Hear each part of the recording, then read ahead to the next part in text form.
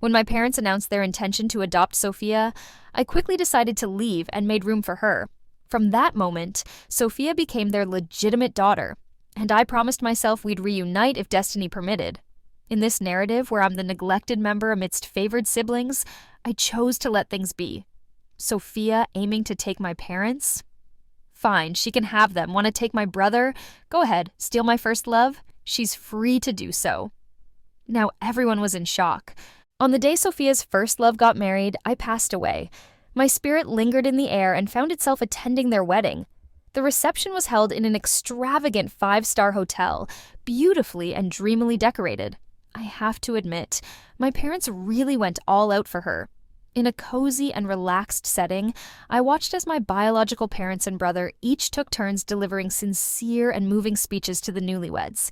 They mingled, took pictures, and shared toasts together, until my brother Lucas received a call from the police station. 2 minutes later, he ended the call with a blank expression and acknowledged he understood. "Who called?" Sophia inquired playfully, her dreamy white wedding dress adding to her ethereal appearance. "Nobody," Lucas replied, looking at her with brotherly warmth. To keep Sophia happy, he didn't mention my death. Honestly, it was pointless since Sophia and I had spoken on the phone just before I died. She was the one who suggested her obsessed admirer kill me. How could she not realize I was dead? Sophia gazed at Lucas with a bright, joyful smile and said, "Thank you, brother. Thanks to you and Mom and Dad for everything. I really, really love you all."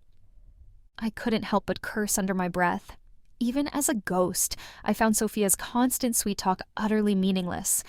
It cost her nothing, and she had everyone wrapped around her finger. No surprise, she succeeded. Lucas clearly cared deeply as he hugged Sophia tightly and gently kissed her forehead. "No need to thank us, Sophia. You deserve all of this." They shared happy smiles. I couldn't bear to watch anymore, so I surged forward to kick Lucas. But then the scene transitioned like a movie montage. After a disorienting experience, I was reborn as a 16-year-old on the day our family moved into a villa by the river. Sophia was the daughter of a friend of my dad's. Her biological parents had died in a car accident, and no one wanted to adopt her. She spent several years in an orphanage until my dad took her in. By then, she'd been with us for only 3 months. Despite her tragic past, she was strong, resilient, kind, and beautiful. Someone no one could resist liking. In just 3 months living with us, my parents were so touched that they moved to a riverside villa to ensure Sophia wouldn't have to stay in the attic. I found myself back at that moment, hearing my dad's excited voice. "All right, kids, go choose your rooms. Besides the master bedroom for Mom and me, any room you want is yours." I remembered moving day when our parents let us pick our rooms. Both Sophia and I desired the south-facing room upstairs, which featured a luxurious bathtub and large floor-to-ceiling windows overlooking the sparkling river. With that in mind, I headed straight to the second floor. "I'm taking this room," I told Dad. As I spoke, Sophia climbed the stairs, her face lighting up. "Wow, this room is stunning. Mom, can I stay here?" Dad hesitated. Anticipating Sophia's reaction, I responded coolly, "Are you deaf? I'm taking this room." Hearing my blunt response, Sophia pretended to panic. "I'm sorry, sister. I didn't hear you. If you like this room, it's yours. I don't mind where I stay." Compared to my time in the orphanage, this felt like a different world. "You and Dad have treated me so well. I'm just worried I can't repay you," she continued, reverting to her sweet-talking act. It sounded fake, but it somehow moved everyone. "Maybe you should give the room to Sophia and stay downstairs." Dad hesitated, and Mom added, "Yeah, the upstairs and downstairs rooms aren't much different. Sophia's really pitiful." The same scenario unfolded with the same words, but this time I wasn't shocked or confused as in my previous life. I felt calm. "Dad, Mom, remember I'm your real daughter," I said. They exchanged a glance. "Dad," I continued, "Mom and I have decided to adopt Sophia. From today, both of you are our daughters." Sophia covered her mouth in disbelief, tears welling up. "Really? Mom, Dad, you really want to adopt me?" Lucas looked surprised and thrilled. "You're adopting Sophia?" Mom nodded lovingly. "Sophia, I'm really going to be your mom now." Sophia hugged my mom, tears streaming down her face. Thank you so much. I really love you both." I couldn't help but gag a little. It was loud enough that everyone turned to look at me. Lucas frowned in annoyance. "Emily, what are you doing?" "Sorry," I said, waving apologetically. I think I'm pregnant." Everyone's eyes widened. I suddenly remembered I was only 16 at this time and slapped my forehead in frustration. "No, I meant I think I have an upset stomach." Dad and Mom looked confused. Sophia's tears stopped abruptly, her mood soured by my interruption. "Since you're adopting Sophia, I'll move out and don't want this room anymore. I'll step aside. From now on, she can be your real daughter. See you when we see you." With that, I began to push my luggage out. Dad scolded, "Don't be so willful. Who's being unreasonable here?" "I just don't want to be the scapegoated side character anymore. I don't want to end up abandoned and dying on the streets in this life." "Dad, I'm serious. It's either Sophia or me. You and Mom need to decide." "Emily, what did Sophia do to upset you? Why are you acting so selfish?" My mom gave me a stern look and scolded me. With my support, Sophia's emotions flared again, her eyes filling with tears. "Mom, Dad, please don't fight because of me and Emily. I'm not worth it." "That's enough, Emily," Lucas shouted, pulling Sophia into a hug. "Apologize to her now." I rolled my eyes. Of course, she was the main character everyone adored. She said one word and my brother became her follower. No wonder I couldn't stand up to her last time. But not in this life. I wasn't going to be the scapegoat anymore. Can't I just walk away from this family? Can't I find my own happiness? If they don't want me here, someone else will. Goodbye, bro. You can apologize to her on your own. I'm out. Seeing my seriousness, Dad frowned. "Emily, you're still a minor. We have guardianship over you." "True, I'm not an adult yet, but if I were, the first thing I'd do is move out. I wouldn't tolerate their nonsense." "I'll stay for now, but I have conditions. First, I don't agree to adopting Sophia. She can stay temporarily. Second, this room is mine. No arguing." Dad remained silent, just staring at me. After a while, he spoke calmly. "We've made our decision about Sophia. We're adopting her. As for the room, Emily, you have more than enough. Why fight with Sophia over it?" I had anticipated this, but my heart still hurt. What did I really have? I thought I had loving parents and a brother, but they were all taken away by Sophia. If I didn't back down, I'd end up like before, watching helplessly as Sophia won over my parents, brother, and even my first love. The day the main character got her happy ending was the day I would end up on the streets. I sighed, realizing there was nothing left to discuss. "Sorry, Dad, but you didn't want me," I said. "My life has nothing to do with you anymore." My dad finally became angry, sternly saying, "Emily, if you walk out that door today, don't ever come back. Apologize to your dad, otherwise there's nothing I can do for you." My mom glared at me. Sophia, who had been softly leaning against Lucas, widened her eyes and flashed a satisfied smile. She didn't even try to hide it. I had often seen that smile when we argued fiercely over the room, but still lost. It was like she was thrilled I lost. I still remembered how excited Sophia was to get this room. "Sis, thank you for being so nice to me. I really love it here," she said, pretending to be grateful. But I saw the pride in her eyes. She was happy because she had won. Dad and Mom took her and Lucas on trips, but left me behind. When they returned, I'd hear about it later. "Sis, Mom and Dad didn't take you because they didn't want to distract you from your English exam," Sophia would explain with a smile. "You're not mad, right? It wasn't just my exam. Sophia and Lucas had exams too, but with only 4 tickets available, my parents chose to take their adopted daughter instead of me. Later, I asked my mom why they did that.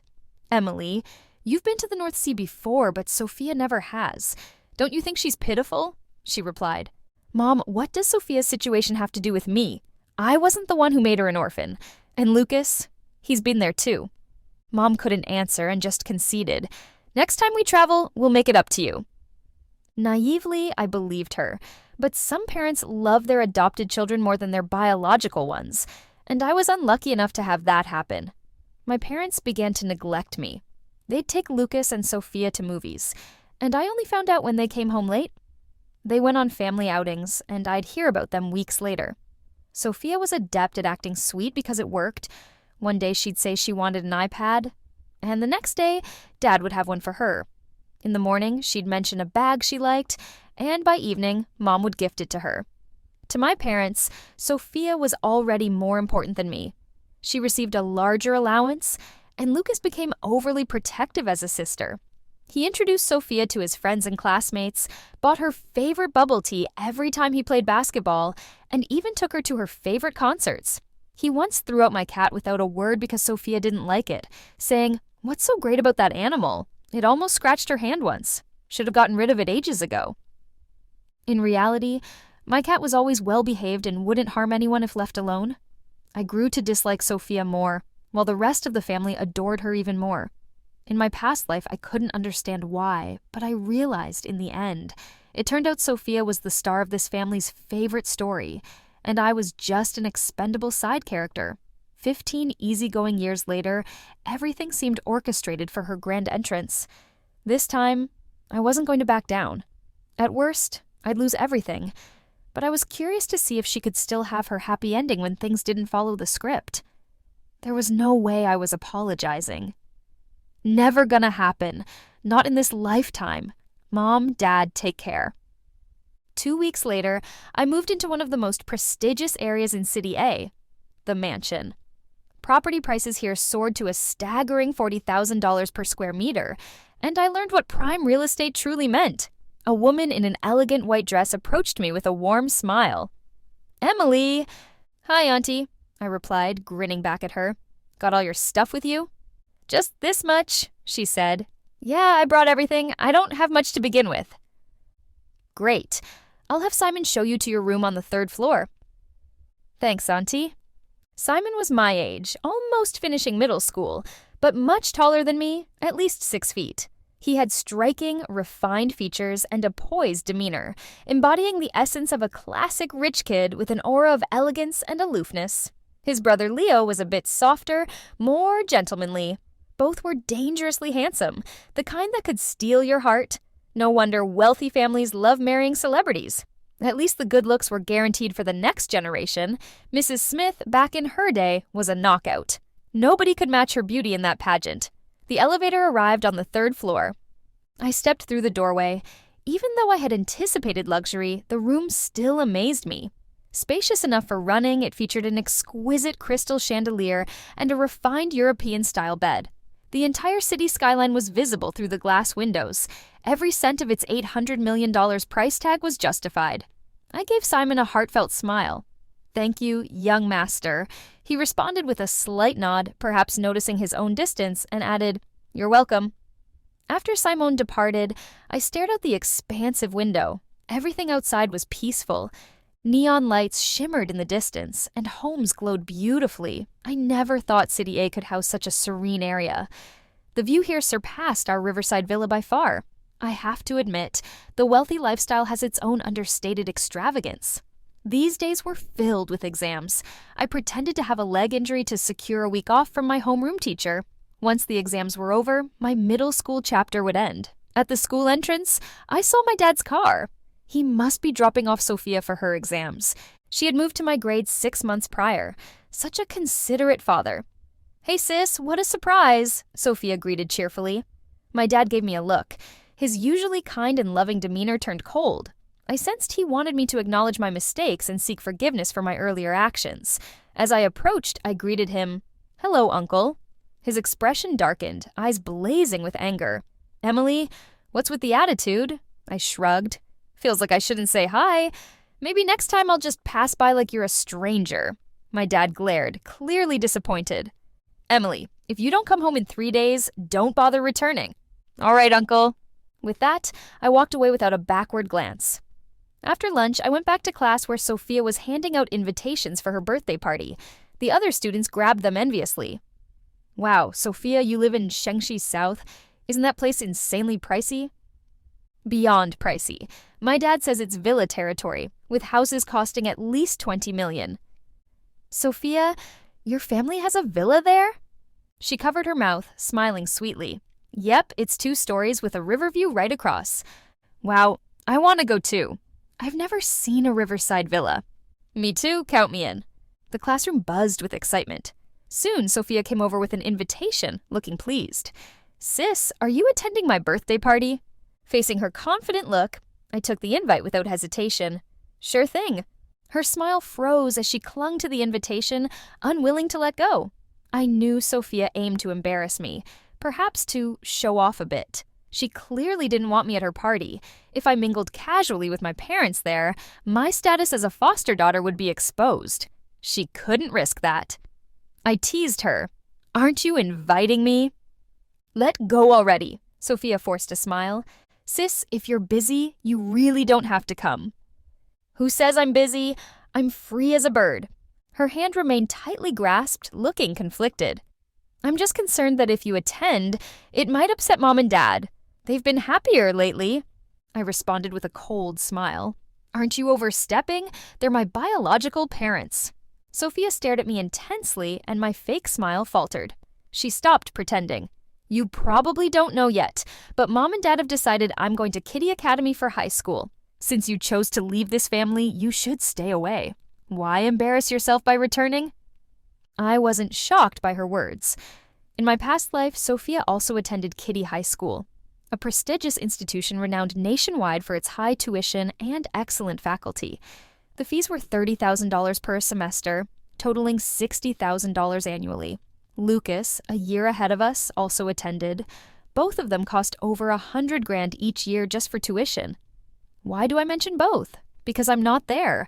I went to a fairly ordinary high school because my grades were good, and Sophia's weren't. "Emily, your grades are good. It doesn't matter where you go. It's different for Sophia. If she doesn't excel in these 3 years, she won't even get into college. I heard Kiddie High School employs top-notch teachers, so Mom and Dad decided to transfer Sophia there." Those were my biological mother's words in my previous life.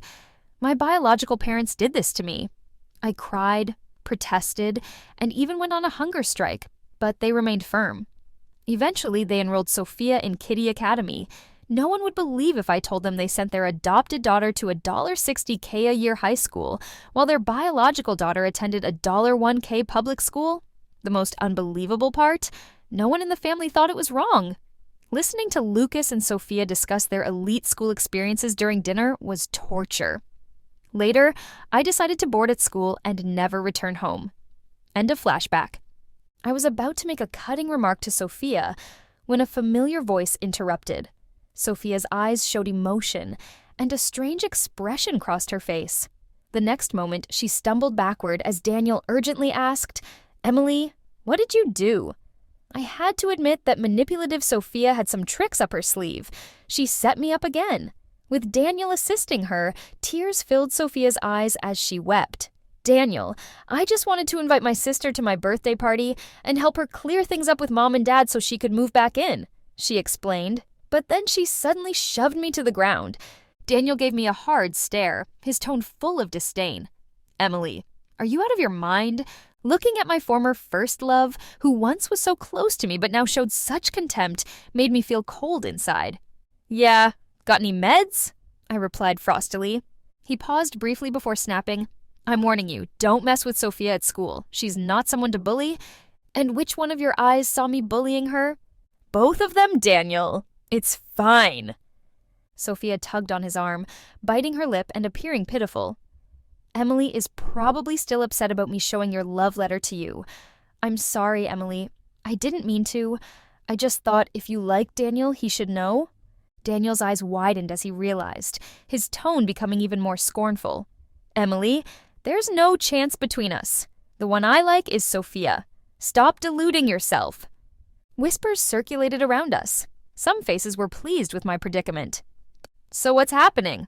Emily confessed to Daniel. "Looks like it. And she got rejected." What a drama. First love versus fate. Wow, this drama is something else. I glanced at Sophia. Her face was innocent like a doe, but her eyes were smug and challenging. She had been staying at our house for 2 months when she took a love letter from my room and gave it to Daniel. It was a letter I had intended to use to confess my feelings to Daniel, but for various reasons, it never reached him. Sophia took it without my permission and delivered it, claiming that if you like someone, you should tell the world. It seemed she truly believed I was a fool to be toyed with. Oh, the heroine of a spoiled protagonist drama, huh? Fine. Let's have a little showdown then. 2 months of summer break passed, and the new school year began. Luxury cars were everywhere in front of Kitty Academy, dropping off students for the start of the year. Walter respectfully opened the car door for Simon before approaching to help me. "No need, Walter. I've got it." I smiled at him and stepped out of the Bentley. I walked over to Simon and intentionally linked my arm with his. Catching his slightly surprised glance, I raised an eyebrow. "What, Simon?" Within moments, Simon's handsome face regained its composure, allowing me to hold his arm. "Nothing. Plenty of new students are noticing us, whispering among themselves. Oh my gosh, who is that guy? He's just my type. Quick, I need all his info in 3 minutes. Who's the girl next to him? She can't be his girlfriend, right? I feel like I'm getting my heart broken. She's probably his sister." Didn't she call him Simon?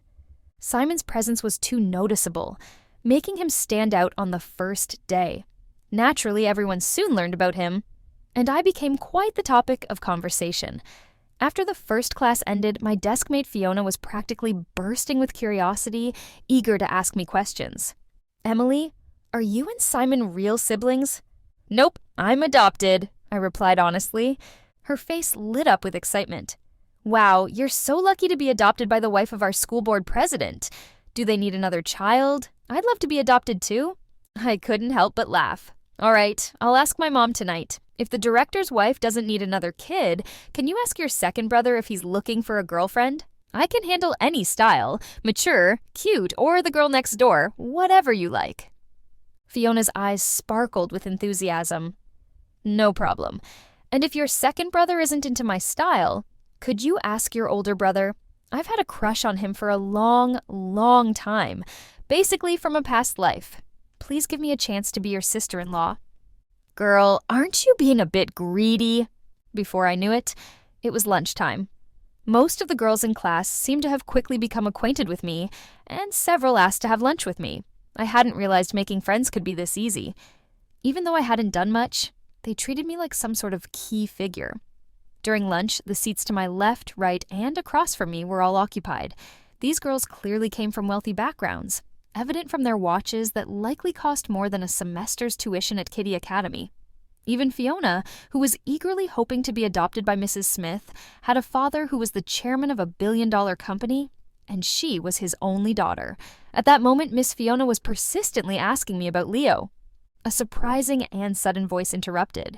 I looked up to see Sophia's puzzled face. She was walking beside another girl with short hair, holding a tray of food, clearly searching for a place to sit. "Hi, what a coincidence." I greeted her casually before continuing my conversation with Fiona.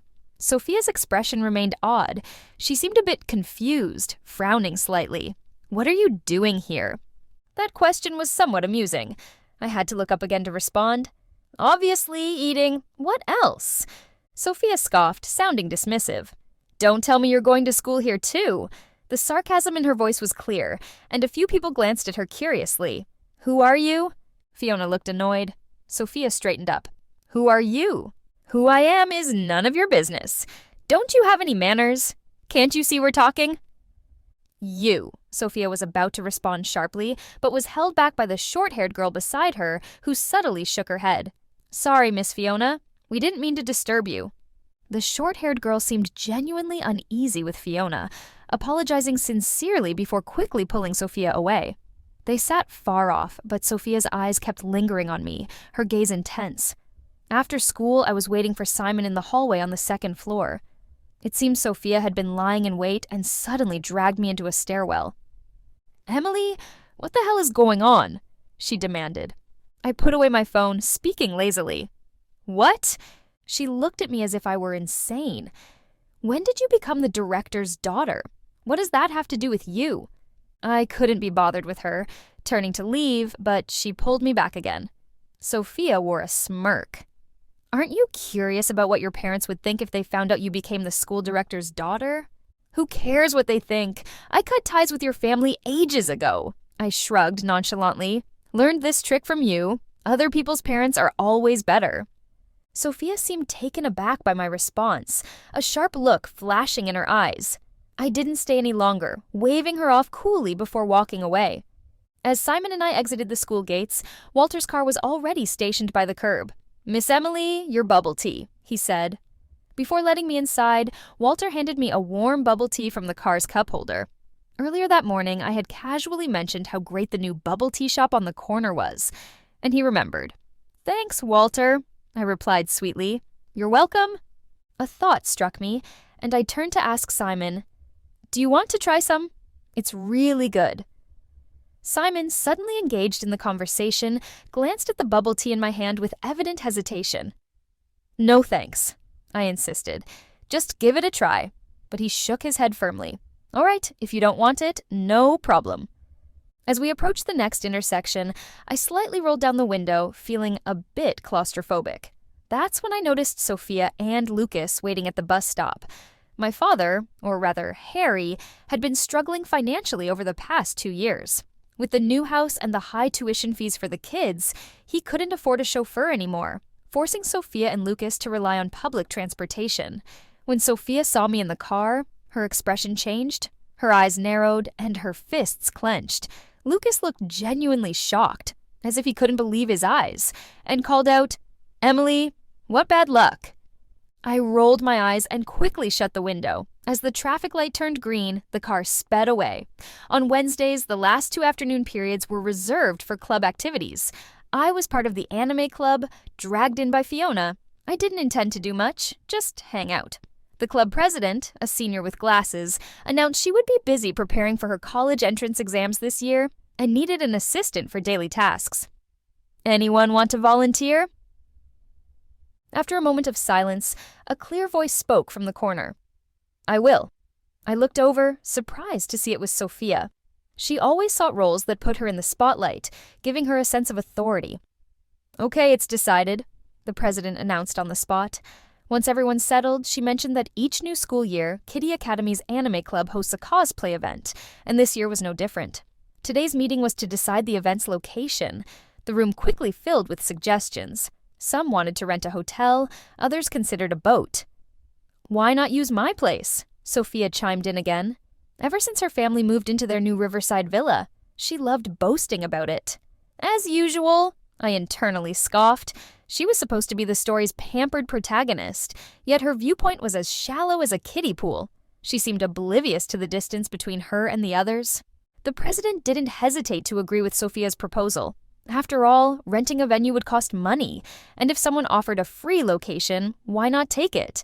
Since the cosplay party was set to be at Emily's house, I definitely wouldn't attend. At our anime club's second event, I heard members collectively complain, "Her house is smaller than my garage. How could she even suggest it?" And there wasn't a single servant to help with anything. Not only that, but her driver was unavailable because my dad's car had been in an accident that night, requiring the driver to file a report. I asked Sophia if her driver could give me a ride home, but she said they didn't have one. Can you imagine? I ended up going home in a bunny costume using a rideshare app. So embarrassing and lame. I wasted my custom outfit from Korea and left after 3 minutes.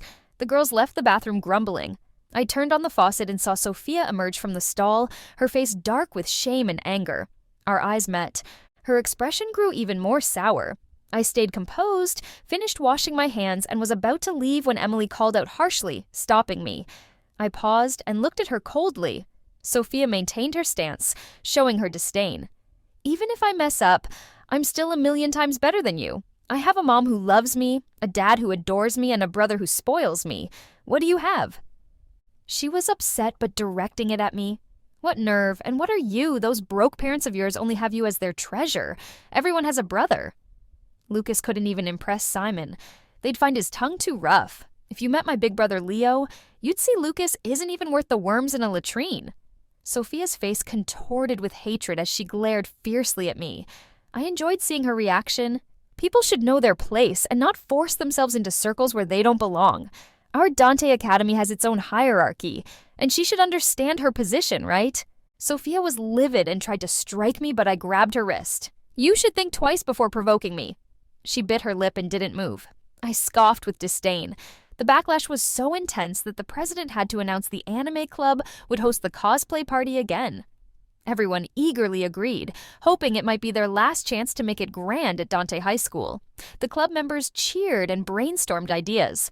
If someone can provide us a venue, that would be ideal, but it needs to be spacious enough. It seemed our president had learned from the previous scolding. Fiona looked at me with bright eyes. Emily, why don't you ask the school director's wife if we can have the party at your house? I've always wanted to visit the prestigious #1 mansion. Could you make my dream come true? Her joking expression made me smile. After considering it, I nodded. Okay, I'll ask my mom. She was stunned. Are you serious? Yeah, our place is big enough and should meet the president's requirements. Fiona screamed with excitement. It's #1 mansion. Of course it's spacious. Houses there are never under 2,000 square feet. The president was thrilled. Really? Emily, you'd let us have the party at your place? I need to check with my mom first, but it should be fine. The room erupted in cheers, discussing their outfits excitedly. Emily, which character does your big brother like? Quick, tell me. Fiona eagerly shook my arm. He likes Elsa. I fibbed. Really? Yeah. What about your second brother? He likes Anna. Everyone sighed in relief. Little did I know, those casual comments would energize the girls as if they were fueled by adrenaline. Mrs. Smith readily agreed to my request and asked which character I'd cosplay. I haven't decided yet. What about your classmates? Maybe Elsa and Anna from Disney Princesses? Okay, I'll arrange dresses that will wow everyone. Mrs. Smith patted my shoulder confidently. Thanks, ma'am, I replied cautiously, but nothing too extravagant. I don't want to be overwhelmed. No problem. Mind if I cosplay the evil queen? Her playful side emerged. Every woman has a young heart, no matter her age. I laughed. Of course. She quickly shifted focus. How about Princess Aurora? A true love's kiss to wake her. So romantic. I'll even find you a handsome prince. Cinderella's nice, too. Thank you, Mrs. Smith. I sincerely expressed my gratitude. Silly kid, she chuckled, patting my forehead. They're the ones who should thank me. On the night of the party, Lucas's house was transformed into a launch event for Frozen. Princess Elsa and Anna were everywhere. When Fiona made a grand entrance dressed exactly as Elsa, I was amazed. Wow, Emily, you look stunning today. Which princess are you playing? Sleeping Beauty? Oh my, this dress is incredible. It's almost blinding and looks familiar. Don't say that. I can't even look at myself in the mirror. Despite repeatedly telling Mrs. Smith not to make the dress too extravagant, she didn't listen.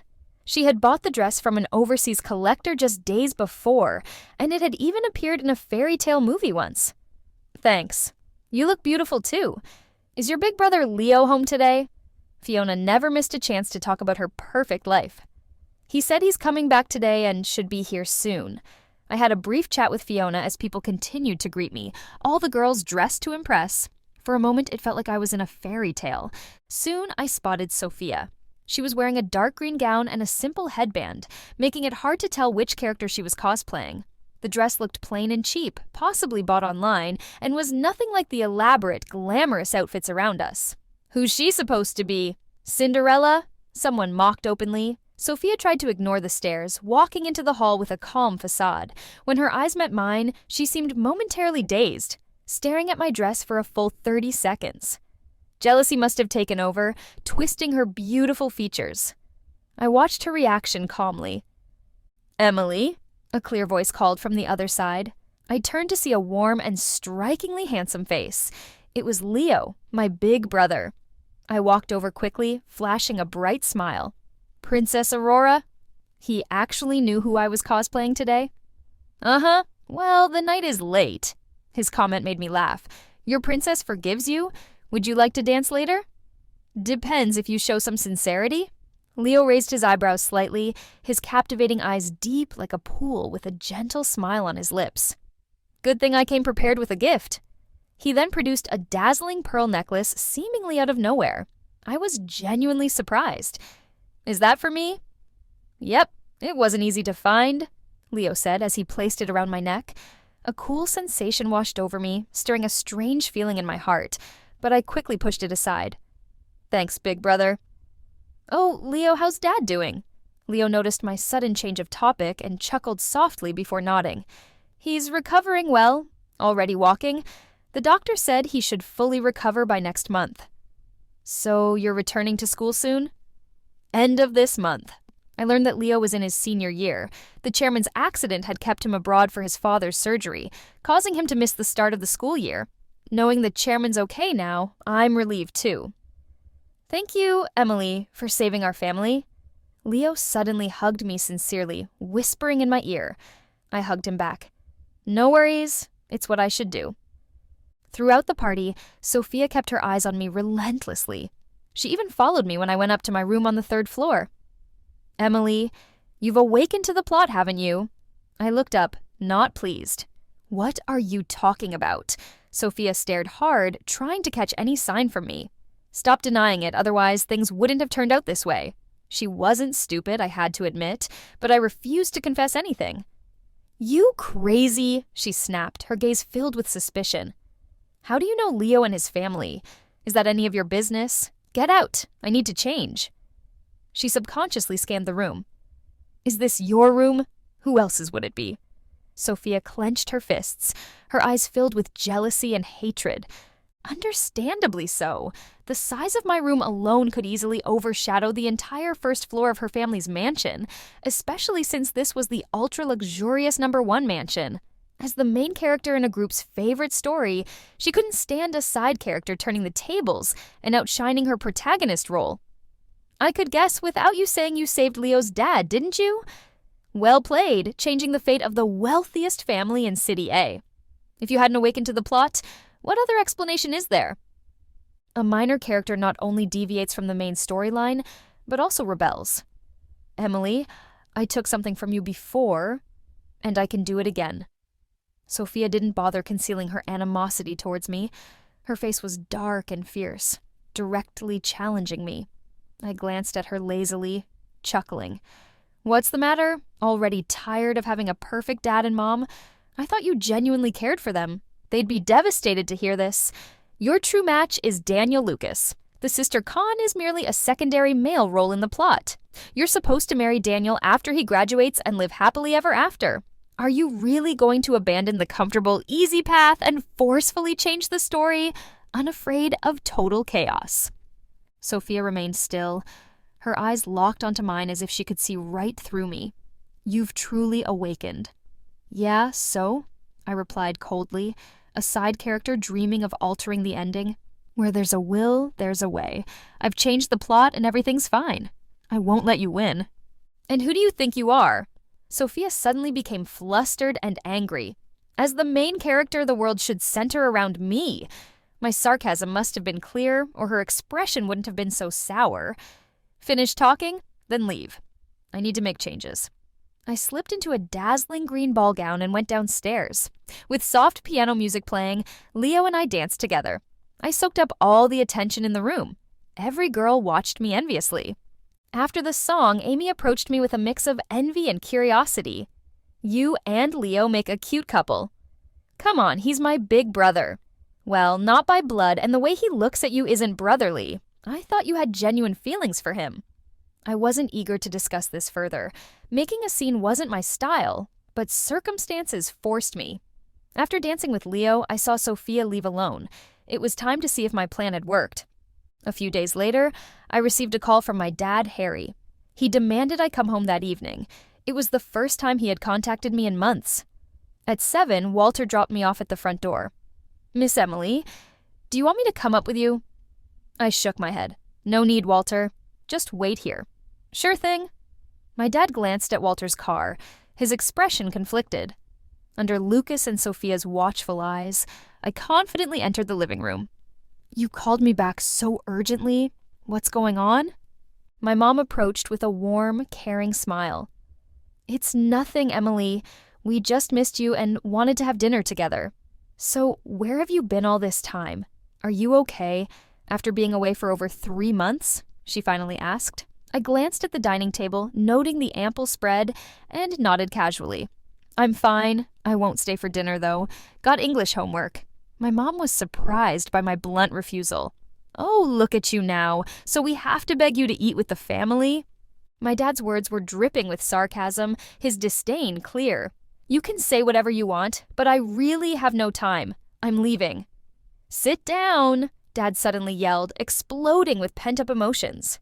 He held a grudge. His macho demeanor wasn't new. Usually he was fine, but once crossed, he would blow up. All this time, he probably thought I'd have a miserable life outside and come begging back. Tough luck. I was doing great, even with a new family to call Mom and Dad. He was likely furious. I sat at the table, not out of fear but curiosity about their intentions. "So, you're living at 1 Pavilion?" "Yep." "How did you end up with the Smiths?" "I met the chairman when he fell during a hike. I helped him," Dad scoffed. "So you just adopted them as your new parents?" "I had nowhere else to go. They thought I was an orphan and took me in." "Is that a problem?" He slammed his chopsticks on the table. Lucas gave me a snarky look. "Emily, isn't this disrespectful to your parents? You sure went all out to climb the social ladder?" "I wanted to. What's it to you?" Sophia, with her innocent eyes, spoke softly, "Brother, don't say that. I'm sure Emily had her reasons." I nodded. "I sure did. Their place is huge, the sons are incredibly handsome, and Mrs. Smith is stunning. I've always wanted a mom like her." They all looked visibly upset. My mom appeared hurt. "Emily, Mom, I'm sorry. Just like you said you liked Sophia at first sight and wished she could be your daughter, I liked Mrs. Smith immediately. She's beautiful and elegant. I really wanted a mom like that. You understand, right?" My mom remained silent. "Enough, Emily. Are you back to just ignoring your parents?" Lucas couldn't contain himself any longer and yelled, "Of course not. Just speaking the truth. With brothers like Simon and Leo who would remember you." His face turned red with anger, lips pressed tight, speechless. Seeing the silence, I put down my chopsticks. "Sorry for ruining dinner. I think I'll leave." "Emily," my mom finally intervened. "What?" She hesitated before saying, "I'm sorry we ignored you. Can you forgive us?" "Of course." I smiled without emotion. She sighed in relief. "You've been living with the chairman for a while. It must have been inconvenient for them. Your dad and I want to visit and thank them. Can we set a time?" "No need. My dad, the chairman, is abroad. As for Mrs. Smith, she's always busy with work and doesn't have time for visitors." "How do you know they're unavailable if you didn't ask?" "Because I don't want to arrange it." My mom frowned, displeased. "Why not? Are you just visiting as friends, or do you have other motives? Anyone could tell." She paused, surprised. "What's that supposed to mean?" "You know what I mean, Emily. We've raised you all these years, and this is how you repay us?"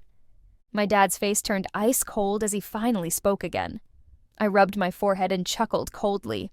"You're my real parents, yeah, but you think you deserve a medal for raising me until middle school? Don't worry, I'll pay you back for all those years. Once I turn 18, I'm transferring my records elsewhere. We don't need to see each other again." Fine, you ungrateful girl, get out. Get out right now." "All right, I won't bother you anymore. Bye." I quickly stood up, worried they might change their minds, but it was clear they had different plans. On Saturday morning, the housekeeper announced someone was there to see me. It was Sophia, my sister. She was carrying a lunchbox and smiling as she approached. "Mom made beef braised in soy sauce, your favorite. She wanted me to bring some over for you." "Here." Sophia looked at me, her eyes shining innocently. "You couldn't take a cab or bus? She must have walked here. She's sweaty from the heat. Anyone would think we're really close, especially since she came on a Saturday morning just to bring me beef." "No thanks, take it back. I don't accept things without earning them. Plus, I'm wary you might poison me." "Sis, are you still mad at me? I'll do anything to earn your forgiveness. I can even move out right now. Mom and Dad really miss you. Come back with me, please." Sophia is surprisingly good at lying with a straight face. Who knows what she's pretending for? Whether you move out or not isn't my concern. Don't use that excuse to see me. Take your food back. Sophia looked even more hurt, tears welling up. "Sis, I really want you to forgive me. I'll do anything." I glanced at her indifferently, about to respond, when Leo descended the stairs in a white t-shirt and black pants, pausing when he saw Sophia and me. "Senior?" Sophia spun around, looking surprised and cautiously greeting him. "Leo, who are you?" Sophia glanced at me, biting her lip before replying, "Senior, I'm Sophia, a freshman at Dante Academy and Emily's sister." Leo nodded, suddenly understanding, and greeted her politely. Hey. Hello, senior. Sophia's voice became sweet and charming, matching her appearance. It was oddly pleasant. What are you two doing up so early? Sit down, classmate. Sophia hesitated for a moment before saying, Thanks, senior. It turns out Sophia has some skills as the main character in this story, especially regarding group dynamics. In just one morning, she seemed to bond with Leo. The next day, Sunday, she visited the Smiths again, using the same lines as before. Sis, please come back with me. Meanwhile, she kept sneaking peeks at the stairs, her intentions clear to everyone. I realized that being thick-skinned is essential for a favored character in such stories. I had to give her credit. She was lucky. Soon she ran into Leo again, and today things were even better. They exchanged Instagram handles. As she left, I noticed her smug smile couldn't be erased, giving me a look that reminded me of her former self. Cold and challenging. A few days later, I ran into Daniel at school looking lost. His confident demeanor was gone. He was humbly clinging to Sophia. Why haven't you been answering my calls lately? Busy. Did Sophia do something? Nothing happened? Daniel, stop bothering me. Sophia's face showed clear irritation, her tone dripping with disgust.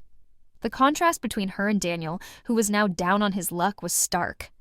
I always thought Sophia had a soft spot for Daniel. He's quite handsome, and back in middle school, many girls had crushes on him. He comes from a respectable family too.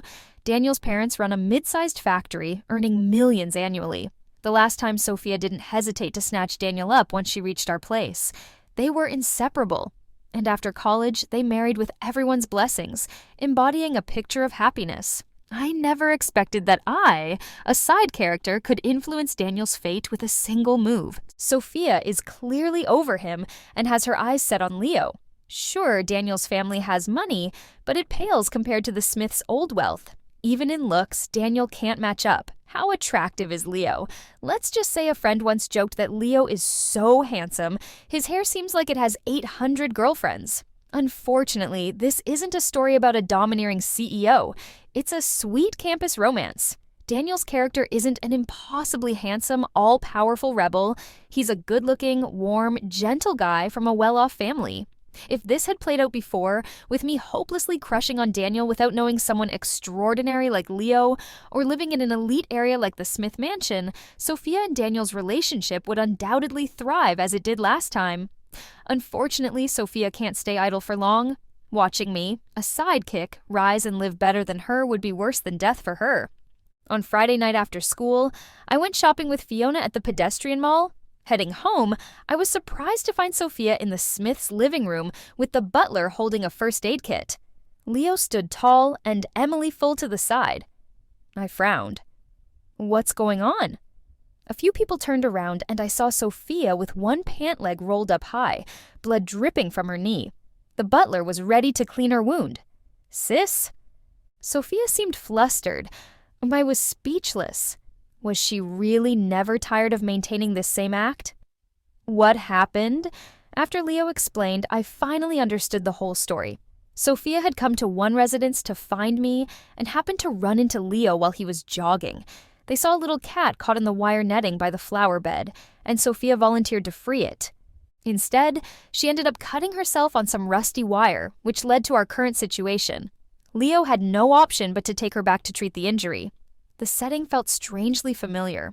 Previously, Sophia and Daniel had taken in a puppy named Pudding, or something like that. They claimed to have found it barely alive while out, with Sophia rescuing and deciding to adopt it. The dog symbolized their tender love story as their first pet together. Sophia acted as Pudding's mother, and Daniel as the father. Later, I discovered that Sophia had intentionally injured the puppy and abandoned it by the roadside. Because Daniel adored dogs, she orchestrated everything to bring them closer. I glanced at the scruffy little white cat nearby, and a gentle, soft voice echoed in my mind. Isn't it adorable? Let's name it, maybe Pudding. Sophia's smiling face appeared before me, clearly trying to position Leo as the main character. Daniel was fond of dogs, while Leo preferred cats. Sophia was adept at catering to their interests. When I looked at Leo, he met my gaze. How about naming it Ugly? It's pretty unattractive, right? I responded coolly. Leo's eyes twinkled with amusement. It's not exactly a beauty, he teased. Sophia's smile faded slightly, her expression stiffening. The little cat stayed with the Smiths, becoming Sophia's little helper, leading to more frequent visits to one residence. Even Mrs. Smith became acquainted with her, occasionally chatting with Sophia.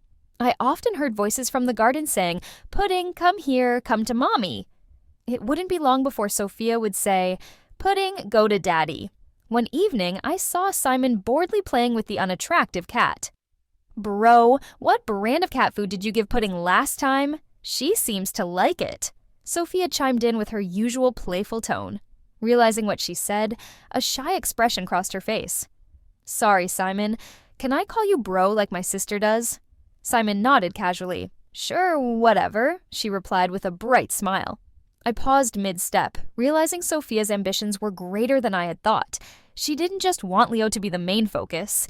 She also aimed for Simon to take Lucas's place. She was trying to involve both brothers and usurp my position. As Sophia was about to leave, I called her upstairs. "I'm coming back with you," I said. "What?" She looked up slowly. "Weren't you asking me to move back?" I agreed. "Help me with my bags so you have no more excuses to stay here." Sophia laughed as if she heard a great joke, arms crossed, looking haughty and defiant. "Emily, who do you think you are asking me to help with your bags? Move or don't. I just want you to know that someday I'll live here." Her facade finally dropped. "Big talk," I sneered. "Nice dream. You're quite the drama queen. More shameless than anyone I've met. Don't you realize where that cat came from?" "So what, Emily? I told you I could handle your first, so I can take your second. I'm tired of your place anyway. One residence suits me better. It's where I belong." "You're right. Compared to Leo, your brother Lucas is even worse than a maggot in a pit. As for Daniel, you can have him back. I'm done. Let's just swap places. You go to Emily's house and I'll come to the Smiths." "I've never met anyone so shameless in my life," Sophia retorted, my temples throbbing. "I won't let you get your way." She laughed arrogantly. "Then let's see if you have the skills." Soon after, Sophia had to swallow her pride when Mrs. Smith announced the family was temporarily relocating abroad. The chairman had recovered but required ongoing rehabilitation, and the international medical team advised against returning to ensure proper supervision. After some consideration, Mrs. Smith decided to move everyone to Europe. They planned to return once the chairman's health improved.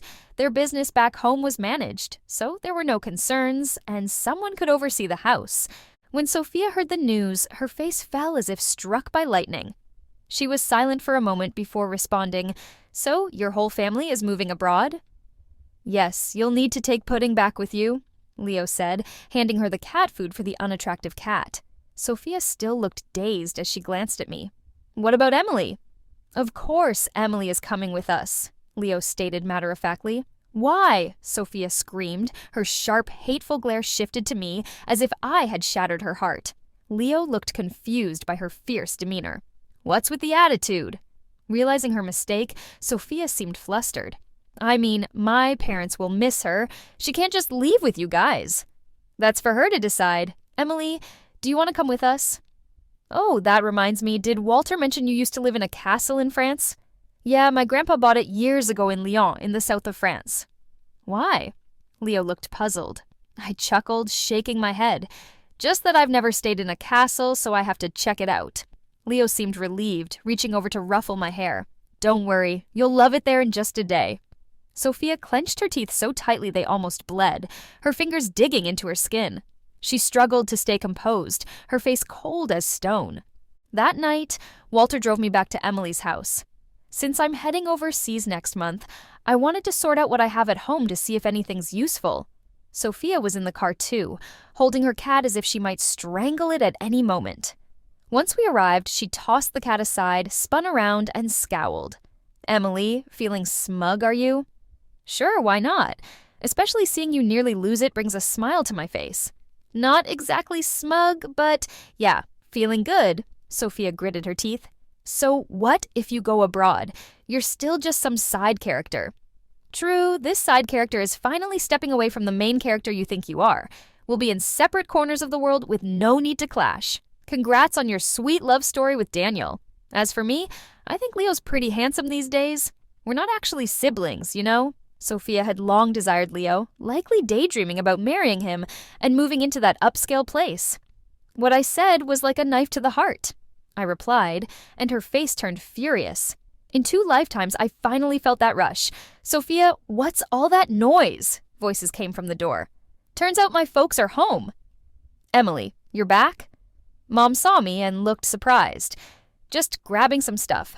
I'll be out soon, I answered coolly, heading to my room. After a while, Mom entered and started chatting aimlessly. It was clear she had something to say, but I didn't push. Emily, your dad and I talked, and if you like the room on the 2nd floor, you can have it. Sophia agreed too. Better late than never. No need, I responded. I'm leaving abroad next month and won't be back for years, so do as you like. Mom seemed taken aback. You're leaving the country? Yes. Mrs. Smith is planning to stay in France. I'll go with them and probably finish high school, maybe even college there. Mom's expression turned to one of blame and discontent. Are you really abandoning this family? Aren't you 4 living happily? I'm having a great time there, so it's for the best. Everyone minds their own business. Emily, don't forget you're my child. Of course I haven't forgotten. Don't worry, when you and Dad turn 60, I'll send monthly support checks. No need for that. If you really want to do something for us, introduce your dad to Mrs. Smith. I paused. So that's why she's here. I saw it coming. Last time Dad's company was struggling, almost collapsing until Mom and Dad had me plead with Mary, Daniel's mom. Mary adored me, probably considering me part of their family before Sophia showed up. I genuinely thought Daniel and I might get married, but first loves couldn't compete with the new girl, and things fell apart between Daniel and me. The more Mary liked me, the less she trusted Sophia. Mary always suspected Sophia had hidden motives and was manipulative. Mary and I agreed on that. After Daniel started dating Sophia, Mary felt guilty about me. She knew my feelings for Daniel were deep, so when I asked for her help during our family's financial crisis, she didn't hesitate. With her funds, my dad's company recovered. I didn't expect this time Mom would have me cozy up to Mrs. Smith instead. Guess Mrs. Smith's connections are more valuable than Mary's. I laughed sharply. Give me a reason Dad's company hit a rough patch and needs capital. Sorry, can't help. Mom looked dumbfounded. Emily, we're your parents. You wouldn't do this one little thing for us? Have you forgotten how you were raised? I smirked. Oh, you remember I'm your kid? Funny. Then why does Sophia get the room upstairs with the fancy tub and view while I sleep downstairs in the nanny's room? Why does Sophia attend a $60K per year private school while you send me to a regular one for just a few thousand? What regular school? Aren't you at Danton Academy too? She cut me off impatiently. Well, last life you treated me exactly like that. I couldn't help but shout. You and Dad spent big bucks on Sophia's wedding at a 5-star hotel and shelled out millions for Lucas to study abroad, but couldn't spare a dime for my medical bills. Just days before Sophia's wedding, Lucas flew back from France to attend, and the whole family was all smiles. I caught a terrible cold that made working difficult, so I called Mom. Don't come to Sophia's wedding. She still hasn't moved past that Daniel incident. You two should stay apart. We can't afford the embarrassment. Mom's words shook me deeply. When she mentioned the Daniel incident, she was referring to how a year ago, on the day of Sophia and Daniel's engagement, I got accidentally drunk and woke up in Daniel's bed. Sophia almost fainted from crying, and Daniel had to swear he didn't do anything. Only then did Sophia forgive him. They got back together as if nothing happened, but I became the laughingstock of both the Emily and Daniel families. Dad immediately disowned me, claiming he never had a shameless daughter and that his inheritance would only go to Lucas and Sophia from now on. Everyone pitied Daniel and Sophia, blaming me as a so-called homewrecker who ruined their engagement. The truth is, I don't drink at all. On that day, Sophia gave me a glass of orange juice, and the next thing I knew, I blacked out. No one would listen to my side, not even my own family. Seething with anger, I finally got Sophia to confess over the phone on her wedding morning. Maybe the excitement of her big day made her careless. Smugly, Sophia admitted, "Yep, I spiked your drink." So what? Who's going to believe you?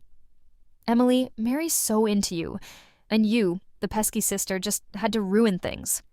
I gave you a little lesson, that's all, were her final words. Well, let's see if you're still smiling at your wedding in a bit. Realizing she was being recorded, Sophia panicked quickly. In the end, She went all out and had her deranged admirer kill me. I ended up alone, dying silently in a filthy back alley. Reflecting on my former pathetic self, rage consumed me. Mom gave me a disgusted look. "Have you lost it, babbling nonsense?" After a moment, I calmed down. "Why do you think Mrs. Smith would help you just because I introduced her? I don't want to meddle in your mess. Sort it out yourselves." Ignoring Mom's words, I swiftly sent a video to Mary, then turned off my phone for a week, instructing the housekeeper not to let anyone from Manor 1 see me. Just 2 weeks after, Dad declared bankruptcy. The South Mansion was quickly put up for sale online at a ridiculously low price. And to evade their creditors, the family decided to relocate to the countryside. Understanding the predicament she was in, Sophia attempted to return and locate Daniel, only to discover he had already fled the country without leaving any clues about his whereabouts. In her desperation, Sophia reached out to Mary but was met with a cold stare. This was because of a video she had sent. The video showed Daniel pleading with Sophia on his knees.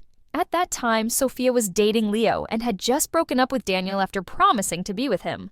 However, Daniel became obsessed and refused to let go, and Sophia had unintentionally filmed him at our doorstep. Seeing her son so humiliated, Mary, who had never liked Sophia, was furious. She immediately had Daniel expelled from school and arranged for him to go abroad. When Dad and Mom sought help again, the proud Mary severed all ties with the Emily family immediately. This sequence of events led to Dad's bankruptcy. Upon hearing the news, I remained relatively calm, feeling that our families had long since become estranged. On Friday, I saw Dad at the school entrance. He appeared exhausted, as if he had aged a decade overnight. Their family's Benz had been replaced with an ordinary, unremarkable car. Dad was there to transfer Lucas and Sophia to new schools, indicating their move to the countryside for high school. Lucas looked despondent and defeated, while Sophia seemed composed, though I knew she was merely hiding her true feelings. As the main female character in this drama, Sophia had finally landed herself in real trouble. All she needed to do was avoid complications, and Daniel would have been hers effortlessly. Even if Mary disliked her, it wouldn't have prevented her from marrying Daniel right after college and becoming his pampered wife, enjoying a life of luxury with afternoon teas and endless shopping trips with friends. Now, all that was just a fantasy. After all her efforts, Sophia was back to square one, struggling to leave the small-town orphanage behind, only to be forced back to her origins. She must be crying inside. When my dad saw me, he didn't look pleased, but when he saw Simon with me, he stayed silent. Walter's car had already arrived. As I approached and closed the car door, I met Sophia's gaze. A chill ran down my spine. Seriously, she looked like a venomous snake, staring at me with cold intent. It was freezing. I immediately called Lucas to warn him about Sophia Emily's intentions. "What do you want now?" I could hear the anger in his voice. "What do you mean, what do I want? Our entire family is ruined because of you, and you still come to mock us? We heard you're going abroad." "Fine. Just don't contact us again." I almost hung up, but paused to ask, "What do you mean, ruined by me?" Lucas scoffed. "You're something else, Emily. Mom and Dad raised you, yet you just watched us go bankrupt and did nothing. Let's see how your attitude works out for you." I replied, "Don't worry. I've seen worse. Your current state is what you deserve." Click. The call ended. On Saturday, Mom called to inform me they were moving to the countryside soon and that Dad and she wanted to have dinner with Mrs. Smith's family. "You've been living with them and you're heading abroad soon. They don't give up, do they?" I responded, "No need. They're busy." How could they be too busy? I promise we just want to say thanks. Do you really think I'd believe that? There was a pause on the other end. "Emily, I've been thinking a lot and feel bad. Before you leave, I want to apologize and genuinely thank Mrs. Smith. No strings attached. Can you help us with that?" After a moment I said, "Mrs. Smith isn't home this week. Let me see if Leo is available." "Fine, as long as our gratitude is clear." The next day, Lucas sent me the address of a farm. Before heading out, I hesitated and pulled Leo aside. "You don't have to come. I can go alone." He gave a small smile. "Just a dinner with your folks. Are you nervous?" I sighed. "They're up to no good. Maybe even asking you for money. Don't pay attention to them." Leo nodded. "Okay, I'll follow your lead." Since it was dinner, by the time we arrived at the farm, it was evening. Mom greeted Leo warmly, and Dad actually smiled. Lucas and Sophia were there too. During dinner, Leo was charming, and Mom seemed to take a liking to him, chatting nonstop. Sophia eagerly refilled teacups, her eyes fixed on Leo. The spicy chicken was too hot for me, causing me to choke. Sophia quickly fetched me an ice water. "Are you okay, sis?" she asked with concern. I took a sip without revealing anything. Midway through the meal, Leo stepped out for a call. Mom hesitated before saying, "Emily, wouldn't it be easier for Mrs. Smith to send a few more abroad? Your brother is so smart, and moving to the countryside seems wasteful. Sophia doesn't want to go either, so maybe—" I put down my chopsticks, my expression blank. Mom quickly stopped talking. After dinner, I felt sleepy. It was completely dark outside. "If you're tired, rest in the guest room. Stay here tonight. We've booked rooms for everyone, and I'd like to talk more with you." A chill swept over me. As Mom walked me to the guest room, I stopped her. "Mom, you know who Leo is, right?" She looked puzzled. "Of course. Why?" "Just a reminder," I said calmly. "He's the heir to the Smith Group. Make sure you understand that." Her face showed surprise. Her eyes seemed to narrow before she looked away, saying, "I know. I suspected there was something they weren't telling me, but I didn't realize they were crazy enough to attempt arson." Smoke began to fill the room, and the hallway was engulfed in flames. I panicked, trying to find Leo, but the door wouldn't open. The fire intensified, and my heart raced loudly. Walter, I thought. Leo had kept Walter waiting outside for us. I quickly grabbed my phone, but before I could dial, I heard a loud crash from the back window. Turning around, I saw Walter wielding a sledgehammer, smashing through the aluminum window. "Miss Emily, come this way!" Walter shouted. I rushed over, panicked. "Where's Leo?" "Master Leo is safe, waiting below," Walter replied. Relief washed over me as I leaned out and saw Leo on the stone path below. Climbing onto the window ledge, I hesitated at the height, but it was do or die. I jumped and Leo caught me perfectly. My legs nearly gave out, and my heart was pounding wildly. Seeing my pale face, Leo asked, "What happened?" I clutched my chest, terrified but thankful. "Lucky you're safe, or I would have been finished." Surprisingly, he chuckled. "That serious? No exaggeration. Even if I had 100 lives, they wouldn't be enough to pay for yours." By the time we reached the front yard, the entire row of guest rooms we had stayed in was ablaze. My mom stood by the flower bed, trembling in fear. I approached her. "Mom, what's going on?" When she saw me, she looked like she'd seen a ghost. "Emily, you're okay?" "Don't tell me you guys started the fire." Tears filled my mom's eyes as she shook her head frantically. We didn't mean to." Of course, my hair stood on end upon hearing that. "Are you guys insane?" She burst into tears. It was Sophia. Sophia explained that they had started the fire to stage a rescue and save Leo, hoping Mrs. Smith would send her and Lucas abroad. She also mentioned that Leo had saved the chairman by sheer luck back then. We didn't expect the wind to be so strong, or the fire to be so intense tonight. I couldn't believe Sophia's foolishness, but it wasn't surprising given her tendency to think that way. "Where are Dad and Lucas?" They went to get help to extinguish the fire. The blaze was too large to control, so they waited for the fire trucks. Fortunately, Leo had called 911 earlier. Soon, I saw Dad and Lucas stumbling towards us looking as pale as ghosts. They were too shocked to speak. "Where's Sophia?" my mom suddenly asked. Father and son froze. Sophia didn't make it out? Silence filled the room, oddly intense. I kind of liked it. She might have burned to death. The three across from me trembled visibly. If only she'd burned to death. But if others are harmed, Dad, you're facing prison time. You've seen those news reports, right? Like a snapped string, Dad Harry collapsed. Bad news, Sophia didn't die in the fire. Good news, she survived but was severely scarred, with burns covering 70% of her body, and even losing some fingers. No matter how genuine Daniel's love was, he might still be deterred if he ever tried to escape Mary's control and return to her. Others were uncertain, but Daniel was definitely superficial. As for my parents, the fire caused no casualties, but the farm was severely damaged. The owner quickly pressed charges against them. Dad, the mastermind, and Mom, the accomplice, faced 3 to 10 years in prison, though the specifics remained unclear. Lucas managed to avoid prison since my parents took most of the blame, and he was just months away from adulthood. However, the massive debt remained unpaid. The farm owner wasn't charitable and was forcing them to work off the debt. Proud and arrogant, Lucas could no longer revel in past achievements and was now just another face in the crowd. Regarding Sophia, I visited her in the hospital. Wrapped like a mummy, she was barely recognizable.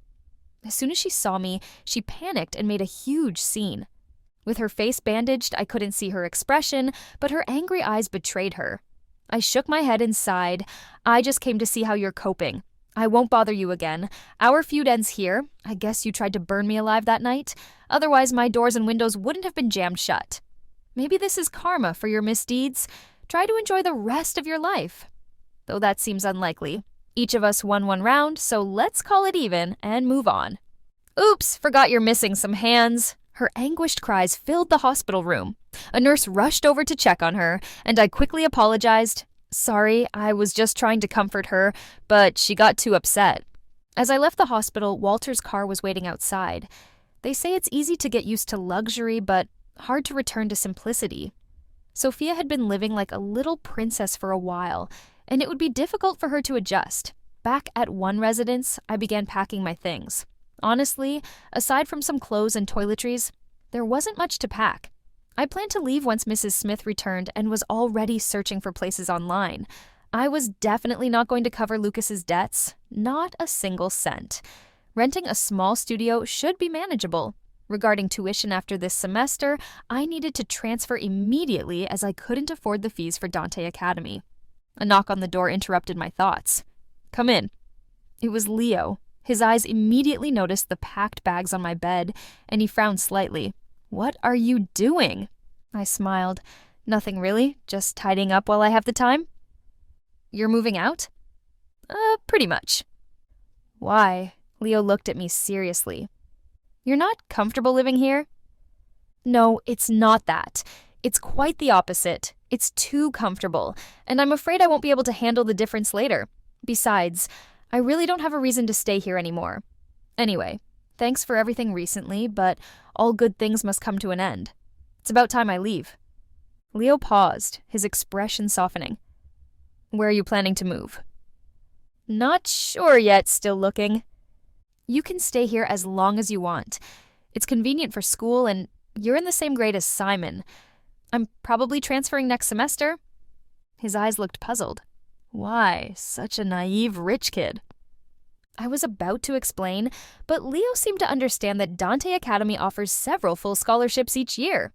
You wouldn't need to transfer? Really? That's news to me. If I get a scholarship, I'd avoid transferring. As for living here, I genuinely don't like being indebted to others. Living here initially was beneficial for both Mrs. Smith and me. I saved the chairman, and she helped me get my revenge. Now we're even. I remembered he once said, "We're all characters in a book. You're the supporting character, and I'm the unnamed extra." Leo looked at me intensely as if waiting for my response. Yeah, I did say that to him. That day I came across a news story on my phone about the sudden disappearance of Smith, the city's richest man and chairman of the Dante Group. When I saw it, everything clicked. I recalled seeing this same news in a past life. This billionaire loved exploring deep mountains alone, often ditching his bodyguards. Unfortunately, he fell off a cliff while climbing Five Finger Mountain. Delayed rescue and his prolonged coma led to his untimely death at 50. In my previous life, the rescue team found Chairman Smith at the base of the third peak of Five Finger Mountain. With this clue, I rented a car and rushed there, searching the mountain alone for half the night until I found the chairman unconscious for 2 days. I shot a flare and called the hotline, and soon a helicopter arrived. In the hospital, Leo met me for the first time. He curiously asked why a girl would be in the mountains at such an hour. Strangely, I told him the truth. I still remember his utterly confused expression. You still don't believe me? Leo shook his head. I actually believed you long ago. Can you tell me what my dad's fate was in the original book? I paused, then said, he passed away after spending 7 days unconscious in the mountains. The rescue team arrived too late. Leo didn't seem surprised, as if he expected my answer. Suddenly his eyes lit up, and his voice became sincere. "Emily, you may never understand what my dad means to me and my family. You can stay with us forever and ask me for anything." I knew Leo wasn't confessing his love, just expressing gratitude, but it was still quite smooth. "Anything I want?" He chuckled softly. "Yes."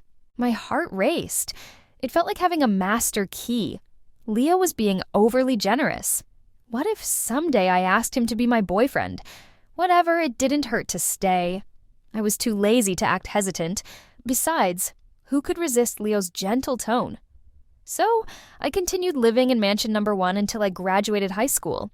Then, coincidentally, I went to study abroad in France the same year as Simon, ironically attending the same prestigious school Lucas had in my past life. On the first day, as I wandered through the picturesque campus, Leo snapped beautiful photos and couldn't resist posting them on Twitter. Out of the blue, Lucas, whom I hadn't contacted in years, liked the post. I said nothing and didn't feel anything. To me, he was just a stranger. Our lives were like two intersecting lines moving further apart.